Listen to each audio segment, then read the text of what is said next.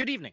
Our top stories tonight. The Carolina Panthers are meeting with 8 quarterbacks, 6 of them rookies, 2 veteran quarterbacks. The Carolina Panthers are going all in trying to figure out what the future is at the quarterback position. And they're not alone because the New York Jets, they're also chasing after Derek Carr. We also know the New Orleans Saints are chasing after Derek Carr. The problem becomes the $35 million price tag that Derek Carr wants, which isn't a lot, but I don't know if the Carolina Panthers can afford it, or not that they can't afford it, if they want to. Talking to Frank Reich at the Combine early on NFL Network, we heard that Reich knows they can make the cap space. Just, is that the right decision? Because you got to pay it up at some point. Instead, sounds as though one of those 6 quarterbacks that the Panthers met is going to be the one drafted to be the QB of the future. Maybe Sam Darnold helps them out as well. We also have news from the Detroit Lions that the Detroit Lions could be interested in a quarterback, because right now, Jared Goff is the only one on the active roster. Nate Sudfeld, last year's backup, he is a free agent, so it's just Goff. They have no one behind him. And Brad Holmes admits that they have to add to that room, the quarterback room. Could it be Anthony Richardson or Will Levis getting groomed behind Jared Goff to be that quarterback of the future? We also have word from the Combine on Keenan Allen. As we reported last night with the Chargers preview, you don't need to worry about Keenan Allen. He is staying put. Chargers have plenty of different ways that they can free up some money without getting rid of Keenan Allen. Love to see Justin Herbert keep the weapons that he has. Now, just add more. Give Justin Herbert more weapons to let Justin Herbert be Justin Herbert. We also have word from Cody at the NFL Combine that Myles Murphy, the Clemson edge defender, needs to be drafted ahead of Tyree Wilson. Tyree Wilson be getting a lot of hype over the last couple of days. We don't know why Cody says that, but I am excited to find out. We have the unfortunate news of Jalen Carter and what's going on with him. He is being called back to Georgia, being issued an arrest warrant for reckless driving and racing. Both charges are misdemeanors. We hope that justice is served in this case. And we also have word from Aaron Rodgers. He is out of his darkness retreat, and the Packers are freeing up money. Sounds like Aaron Rodgers is going to be back. Sounds like Daniel Jones is going to be franchise tagged because the Giants and Daniel Jones are still way too far apart. And finally, we've got a preview of the Baltimore Ravens, what they're going to do for the 2023 offseason, because Eric DeCosta, general manager of the Baltimore Ravens, he spoke earlier today and gave us some insight into what the team plans.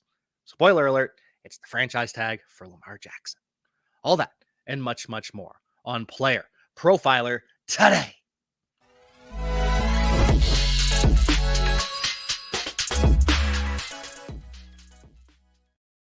As we said, the Carolina Panthers, they're going all in on quarterback. They are exploring each and every option available. They've met with Bryce Young. They've met with CJ Stroud. They've met with Anthony Richardson. They've met with Will Levis. They've met with Hendon Hooker. They've met with Max Duggan.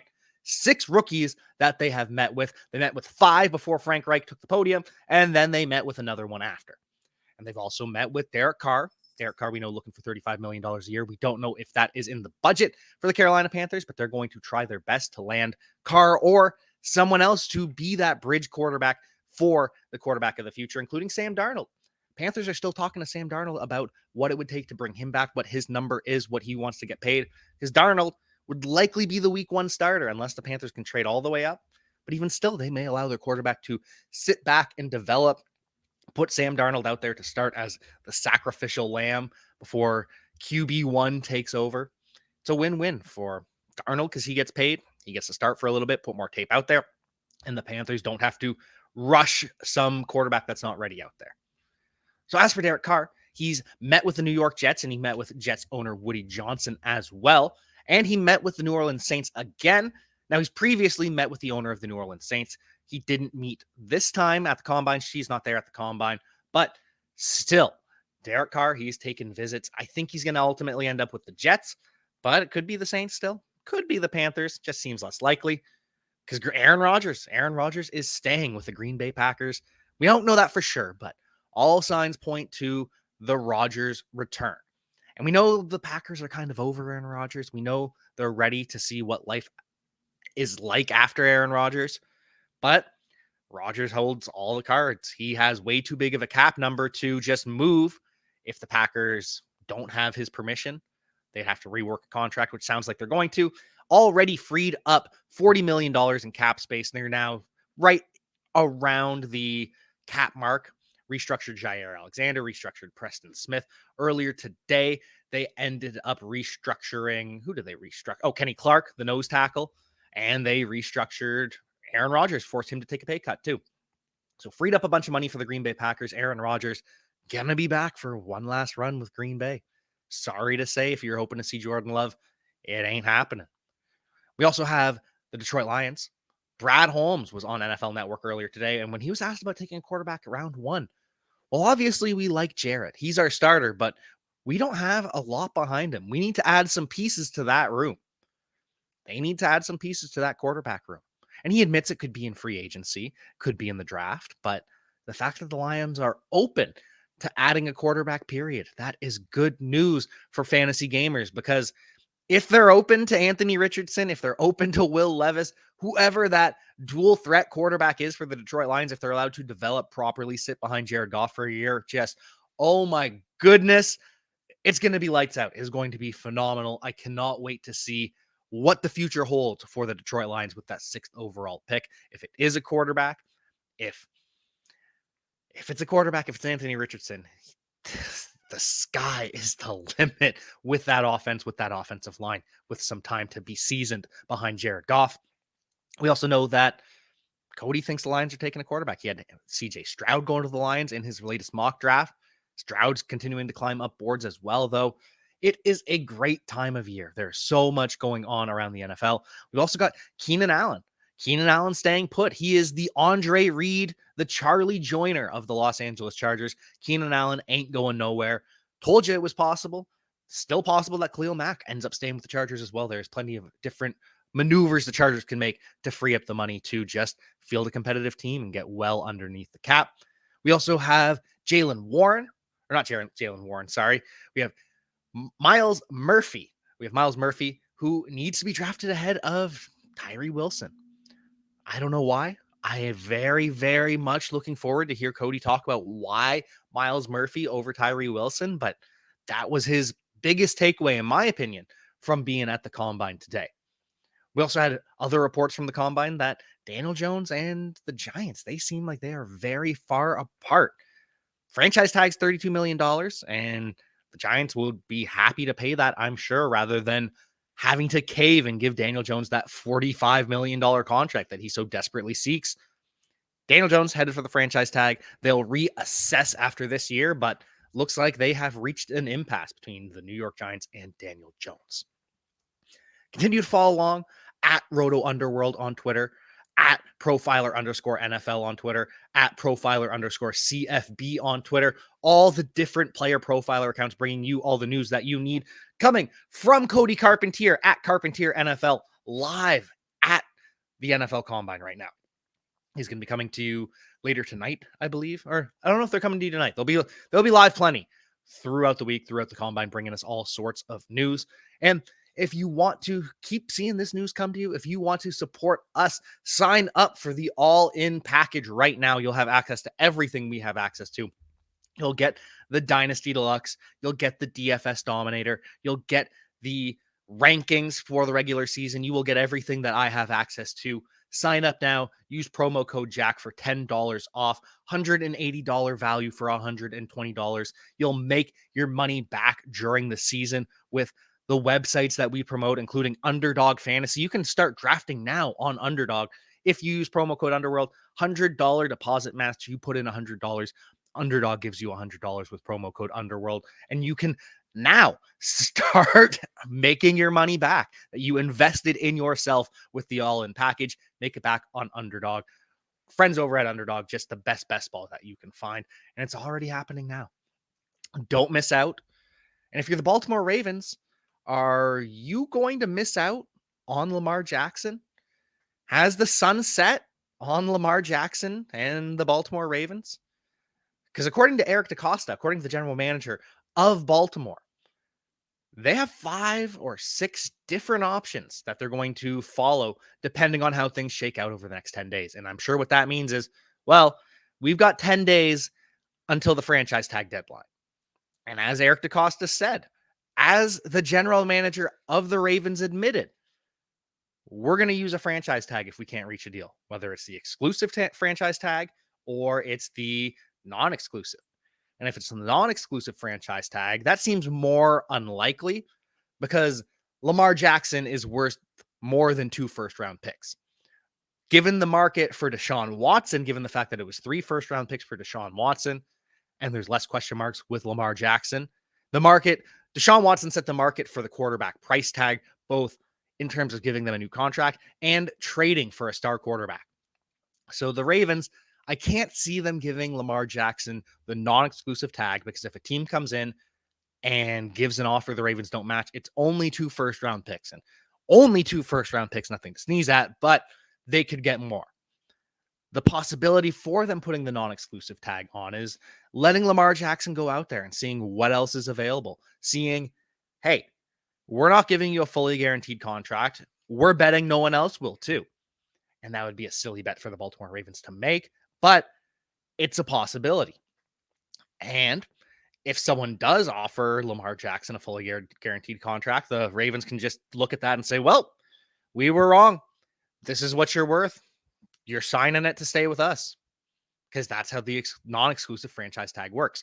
If the Falcons give Lamar Jackson a fully guaranteed contract, the Ravens could look at it and say, okay, well, we'll give you the same contract. You're staying with us now. That's how this tag works. You taking it or are you staying on the franchise tag? Of course, Lamar would take it and all would be good. But the more likely scenario is they franchise tag Lamar Jackson, the exclusive franchise tag. They get full control over Lamar. He cannot negotiate with other teams until the Ravens give him permission to. And at that point, the Ravens will be able to say, hey, this is our asking price. If you want Lamar Jackson, you have to cough up 3 first-round picks, 4 first-round picks, whatever their asking price is. Ravens will have control. And if no team does it, no team reaches the asking price of the Baltimore Ravens, then they will force Lamar Jackson to play out on the franchise tag. And Lamar Jackson probably sits out the year, so we probably don't reach that point. But the most likely scenario is Lamar gets hit with the exclusive franchise tag. Lamar Jackson refuses to sign the franchise tag. The Ravens, realizing, okay, it's over. We're not getting to this point. It's done. Then they'll make a deal with some other team. And of course, they're still communicating with Lamar Jackson. So they have these 10 days for Lamar to say, look, I'm done with you. I am not signing with you. I'm not playing on this franchise tag. Then they would do the exclusive tag. If it's the non-exclusive, then we would have an indication that Lamar Jackson wants to be back in Baltimore, that he's not going to refuse to play for the Ravens, even if the contract is matched by the Ravens. So there's a lot of moving parts. I think it ends with Lamar Jackson being traded after being hit with the exclusive franchise tag.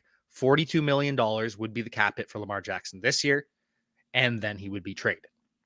But that's just my prediction. It could go in a lot of different ways. The Ravens could just fork up the money. And if they do have Lamar Jackson as their quarterback next year, just imagine him with Todd Monken, one of the best offensive minds in the NFL. He was the best offensive coordinator in college football last year, brings a new, innovative style to this Baltimore Ravens offense, something that they have needed. Add receivers around Lamar Jackson, and it could be great. Or if they move on from Lamar Jackson, they could draft their quarterback of the future. Let's say the Raiders trade for Lamar Jackson. They have the 7th overall pick. If the Panthers do, they have the 9th overall pick. If the Falcons trade for him, I think they have the 8th overall pick. Could the Ravens draft their QB of the future and have Pro Bowler Tyler Huntley as the starter to open the year, with Anthony Richardson or Will Levis developing behind him? All of these are possibilities. Tyler Huntley, he's a free agent, but he's a restricted free agent. Ravens aren't going to let him just walk, and they very well could go into the year with Tyler Huntley as their starting quarterback with a rookie behind him. Pivotal offseason for the Baltimore Ravens. They want Lamar Jackson back, but do they want Lamar Jackson badly enough to give him the fully guaranteed contract that he deserves? I don't know the answer to that, but I'm thinking they don't love Lamar that much. But looking at the cap space for the Baltimore Ravens, they're sitting pretty good. The Baltimore Ravens are sitting pretty. $24.3 million in cap space right now without any moves made. 9th in the NFL, 5th in the AFC. Baltimore Ravens are doing pretty good, and there's lots of moves they can make to free up even more money. They can cut Patrick McCarry, their swing tackle, their backup offensive lineman. That seems unlikely, though. They could save up to $4 million. I just don't see it happening because the Ravens have learned over the years that they need offensive linemen. Pay your backup offensive lineman because they will have to step in a pinch. McCarry stepped in at left tackle. He's been their center in their past. Think he sticks around. They could move on from Tyus Bowser, save up to $4.5 million if they use a post-June 1st cut. If they do that, they have really no one on the edge, but they also have money to bring back some of their other edge defenders. They could bring back Justin Houston. They could bring back Jason Pierre-Paul. Because Tyus Bowser, coming off the Achilles tear last year, was less effective than he had been previously. That's a move they could make. They could cut Michael Pierce, save up to $4 million. And then they could restructure a bunch of guys. They could restructure Ronnie Stanley, save over $7 million. Same with Marlon Humphreys and Mark Andrews. They can do some magic with his contract, save $4.4 million. Lots of moves that the Ravens can make. They can work it out with Calais Campbell. Calais Campbell returning for another year for the Baltimore Ravens. He is back. Currently, he could be cut to save $2.4 million, or save $7 million, sorry. Save $7 million by cutting Calais Campbell, but they want him back. They can't get rid of Lamar Jackson and another team leader in Calais Campbell. He's going to be back for another year. And if they extend him, they can do some magic with his contract, add future years, save $4.6 million. They can extend right guard Kevin Zeitler as well, save over $4 million there. They can extend or cut Gus Edwards. If they cut Gus Edwards, they save $4 million. If they extend him, they save $2.6 million. Could go either way. The Ravens could be looking to completely revamp that backfield with a new offensive coordinator, one who more fits Todd Monken's style, or they could decide that Gus Edwards is good depth. We've been down that road when all of our running backs get injured. Keep him here. And Devin Duvernay, they can free up $2.6 million by extending Devin Duvernay as well. I hope they do. I hope they extend Devin Duvernay. I hope they get Rashad Bateman back healthy this year, because Rashad Bateman, listening to Eric DeCosta's press conference, he is excited about Rashad Bateman, and Rashad Bateman is excited about this offseason. He is chomping at the bit to start the offseason program, ready to go work out, ready to run some routes. He is feeling healthy, and he is excited. Rashad Bateman, he is an absolute dog. I know he's the Podfather's guy, but I love Rashad Bateman. Podfather just loves him more. But Rashad Bateman, he is a good wide receiver. He is a talented wide receiver. He can get open at will. And I am so excited to actually see a full season of him healthy doing that. He's going to dominate. He's going to be hopefully Lamar Jackson's wide receiver 1, and that will be an explosive pairing. Hopefully they add another receiving option as well. I doubt that the Ravens can add a wide receiver better than Rashad Bateman. It's probably not going to happen. And so that's a good thing for Rashad Bateman by taking pressure off of him, by allowing Bateman to have one-on-one matchups, by having a threat opposite Rashad Bateman. There's no chance it's going to be better than Bateman. And so Bateman's still going to be an alpha, still going to love him in fantasy. And this Ravens offense will just get better because they'll have more red zone trips. Unless they have Tyler Huntley. Then if Tyler Huntley's the quarterback, then it's going to be less pass attempts. It's going to be rougher, but I'm still going to believe in Rashad Bateman. He is that good. He is that much of an alpha that we're trusting Rashad Bateman. And we're hoping that the Baltimore Ravens will do the right thing. They've got some picks here to work with. They've got their first round pick, 22nd overall, lost their second round pick in the trade for Roquan Smith, who they gave a 5-year, $100 million contract to. They have their third round pick. They have their fourth round pick. They lost their fifth round pick, but they gained a fifth round pick by trading Shaun Wade to the New England Patriots. Shaun Wade, remember that name, from Ohio State cornerback. He went back for an extra year to prove that he could be a first round draft pick, ends up drafted in the third or fourth, and then sent to the Patriots almost immediately. What a weird turn of events that was. But Shaun Wade sent to the Patriots. Ravens have an extra fifth rounder. And their seventh rounder belongs to the New York Giants in a draft day trade to move up for Daniel Falele. So they've got money. They've got picks. They have also got free agents. As we talked about, Lamar Jackson's a free agent. He's headed for the franchise tag. Tyler Huntley is going to be tagged with he's a restricted free agent, so he's going to be tagged with likely a second round tender. Make sure that no team, if they want Tyler Huntley, they can give them a second round pick. They're losing running backs Justice Hill and Kenyon Drake. And that leads some to believe that the Baltimore Ravens could draft a running back, even Bijan Robinson in the first round. Wouldn't that be exciting? Bijan Robinson and Lamar Jackson in a backfield together. Absolute nightmare. At wide receiver, lose Demarcus Robinson, lose Sammy Watkins. Robinson, their leading wide receiver this past year, which was sad, but it's not a big loss. Rashad Bateman, he's going to come back. He'll be healthy, and he's much better. And hopefully the Ravens will just add to the wide receiver room.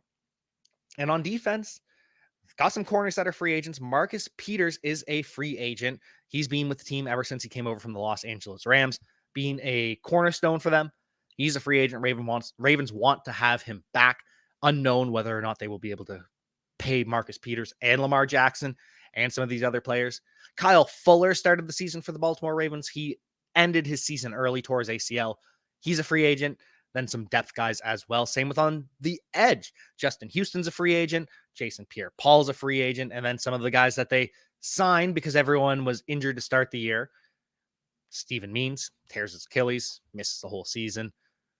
Vince Beagle, I think he was an Achilles tear too. Free agent. All sorts of free agents for the Ravens, but it's mostly depth pieces. The biggest holes are left guard, where they've got Ben Powers, who's a free agent, but they drafted his replacement 2 years ago in Ben Cleveland. So I'm not particularly worried. Ravens constantly drafting new offensive linemen on the interior. And that's really it. It's notable that the running backs are free agents, but just because that now they could add someone else. They've got some veterans on the edge that would be nice to bring back some of them, but this is not a team with a lot of free agents. This is not a team that needs to go big in free agency to keep their guys other than Lamar Jackson, and they have the money. So what's taking so long? What are you saving for, Baltimore Ravens? What is it? Because Lamar Jackson's not signing a non-guaranteed contract. I know you offered him $130 million. That's not enough. That is not what the market demands. If we're going all in on capitalism, if we're going all in on the free market, which we believe in, if the free market is setting what people are worth, what value is, the free market has decided that Lamar Jackson is worth a fully guaranteed contract in excess of $230 million. Now, it could be less than that if he takes less years than Deshaun Watson, but on a per year basis, Lamar Jackson needs to be making over $50 million guaranteed for the next 3, 4, 5 years. The Ravens need to accept that or move on because we're tired of waiting. What else is there to discuss? The NFLPA is behind Lamar Jackson. This is good business for Lamar Jackson. This is good business for all quarterbacks because then they will be able to argue in favor of that fully guaranteed contract as well. Jalen Hurts is going to be helped out by that. Joe Burrow is going to be helped out by that. Justin Herbert's going to be helped out by that. Caleb Williams down the road is going to be helped out by it. Lamar Jackson, he's doing good business for himself. He's doing good business for the quarterback position. And the NFL and the Baltimore Ravens just need to accept that we're here. Pay the man. But looking at this Baltimore Ravens offense, looking around who they've got and what we're going to be working with, what Todd Monken's going to be working with in 2023. Lamar Jackson at QB. He's got fullback Pat Ricard back once again. J.K. Dobbins and Gus Edwards lined up behind him. But the receiver room is looking as poor as it has. Rashad Bateman back at X. Devin Duvernay back at Z. Those are fine. We love Rashad Bateman. We like Devin Duvernay, but he's a wide receiver 3-4. He's not a wide receiver 2. James Prochet, he's in the slot, who for some reason the Ravens just refused to play him for large periods of time during the regular season. And then Tylan Wallace, who we liked a couple years back coming out of Oklahoma State, but hasn't shown anything. Lamar needs more help. I like Mark Andrews and Isaiah Likely, of course. Isaiah Likely needs more time running in this offense, but they need another wide receiver. They need a wide receiver 2. They need a 1B to Rashad Bateman, whatever it is. They need to get Lamar Jackson some weapons. I say Lamar Jackson because they need to resign Lamar Jackson. If they don't, they especially need Tyler Huntley to get some weapons because he cannot support this offense without it. Offensive line is going to be back. It is going to be strong. They have left tackle Ronnie Stanley back, right tackle Morgan Moses back, right guard Kevin Zeitler's back, center, who was a rookie last year, Tyler Linderbaum, he's back, and Ben Cleveland steps in for Ben Powers at that left guard position. They could draft someone. They could move Patrick McCarry to that left guard position as well instead of having him as the top backup. But regardless, Ravens offense is in good shape. As for the defense, it's strong. It's strong in a lot of positions. They still have a couple holes. They could definitely add to the edge rushing room. Someone opposite Odafe Owe. Now, they do. Oh, I forgot to write down David Ajabo. For those of you listening to the podcast, you won't, but you can watch the YouTube video and you can see this entire roster. Forgot to include David Ajabo, who is going to be playing this year for the Baltimore Ravens, coming off of that Achilles tear for the Michigan Wolverines. So he's going to be in the lineup. We're excited about him, but you still need more. Odafe Owe, David Ajabo, Tyus Bowser. Those are the top three. And then it's an undrafted guy in Jeremiah Moon. It's a 5th, 6th round pick in Dalen Hayes, who has been cut previously. They need to add juice off the edge. The interior is golden. They are absolutely set in the interior. They are both strong as pass rushers with Calais Campbell and Justin Matabuke, who broke out last year. Travis Jones, their 3rd round pick at the nose tackle out of Connecticut. He came on strong to end the season, so the Ravens are set on the interior. They're set at linebacker, having re-signed Roquan Smith. He's going to be playing next to Patrick Queen, which will allow both of them to thrive. Marlon Humphrey, he's still there in the secondary, as is slot cornerback Pepe Williams, who really broke out last year as a rookie from the 4th round. And then there's safeties, some of the best safeties in the NFL. Marcus Williams, paired with Chuck Clark, paired with Kyle Hamilton.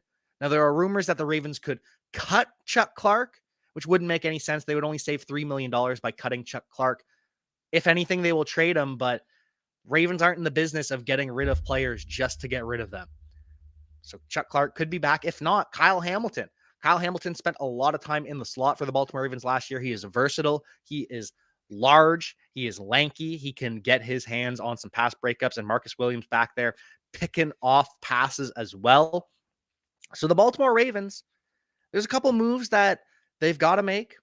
They need another wide receiver. They need some juice off the edge, and they need a cornerback, whether it's Marcus Peters returning or someone else. They need to fix that hole opposite Marlon Humphrey, but Ravens are, as always, looking pretty good on defense. They're going to be all right. And if they do bring back Lamar Jackson, I know I've been talking doom and gloom for weeks on end that Lamar Jackson's going to leave, and I still believe that. But if I'm wrong, if the Ravens end up doing the right thing and Lamar Jackson is back as the starting quarterback for the Baltimore Ravens, couple key additions, and this is a Super Bowl roster, because anytime you have Lamar Jackson, anytime you have a quarterback that elite, you can win a Super Bowl.